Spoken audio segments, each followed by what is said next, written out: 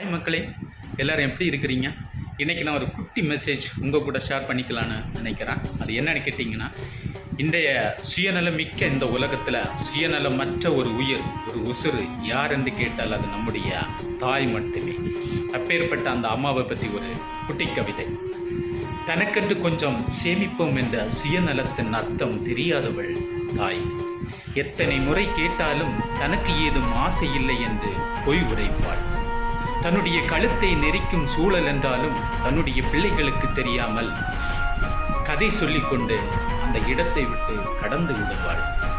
அப்பாவின் அதட்டலுக்கும் பிள்ளையின் பிதட்டலுக்கும் தலையாட்டிக்கொண்டு கடைசி வரை கேட்க ஆளின்றி தன்னுடைய கருத்தை தனக்குள்ளே பூட்டிக்கொள்ளும் இவள் சகிப்புத்தன்மை அந்த கடவுளுக்கும் இல்லை. நாம் கோபத்தில் வார்த்தைகளை கண்மூடித்தனமாக வீசும் போதெல்லாம் நாம் சிறு வயதிலே உமிழ்ந்த எச்சிலின் மீதி என்று எண்ணி மெதுவாக நகர்ந்து கொள்வாள். அப்பேற்பட்ட அர்ப்பணிப்பு நிறைந்த அந்த தாயை நாம் தினமும் போற்ற வேண்டும். ஆனால் இன்றைய நிலைமையோ அப்பேற்பட்ட அந்த புனிதமான அந்த தாயை குப்பை தொட்டிகளிலும் வீதி ஓரத்திலும் தெருக்களிலும் அனாதை மடத்திலும் எங்கெங்கேயோ கொண்டு கல்லை எறிவதைப் போல் நினைத்து துச்சமாக வீசிக்கொண்டிருக்கின்றார்கள் இன்றைய உலகத்தின் இளைஞர்கள். ஒன்றை நன்றாக புரிந்து கொள்ளுங்கள். நீங்கள் உங்களுடைய தாயும் தகப்பனும் இல்லாமல் இந்த உலகத்தில் வருவதற்கு சாத்தியமில்லை. ஆதலால் தயவு செய்து உங்களுடைய தாயையும் உங்களுடைய தகப்பனுக்கும் மதிப்பு அளியுங்கள்.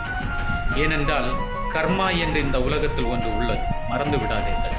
இன்று நீங்கள் எப்படி நடந்து கொள்கின்றீர்களோ, நீங்கள் எதையெல்லாம் செய்து கொண்டு இன்று இருக்கின்றீர்களோ அதனுடைய விளைவுகள் ஒரு நாள் நிச்சயமாக உங்களை தேடி வரும் என்பதில் எந்த மாற்று கருத்தும் இல்லை.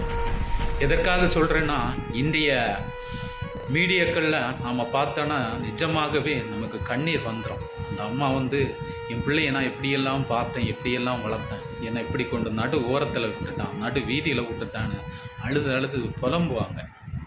ஒன்று நல்லா புரிஞ்சுக்கிடுங்க, அவங்களுடைய இரத்தத்தை தான் உங்களுக்கு உயிராக கொடுத்துருக்குறாங்க, உங்களுக்கு பாலாக கொடுத்துருக்குறாங்க. அதை குடிச்சு தான் நீங்கள் வளர்ந்து இன்றைக்கி பெரிய ஆளாக நிற்கிறீங்க. அம்மாவும் அப்பாவும் இல்லாமல் கண்டிப்பாக இன்றைக்கு நீங்கள் உலகத்தில் வாழ்கிறதுக்கு வாய்ப்பே இல்லை. தயவு செய்து எல்லார்கிட்டையும் கேட்டுக்கிறேன், அம்மா அப்பாவுக்கு மரியாதை கொடுங்க. தாயில் சிறந்தது கோயிலும் இல்லை, தந்தை சொல் மிக்க மந்திரம் இல்லை. முதலில் யார் தெய்வன்கிட்ட அம்மா அப்பா தான்.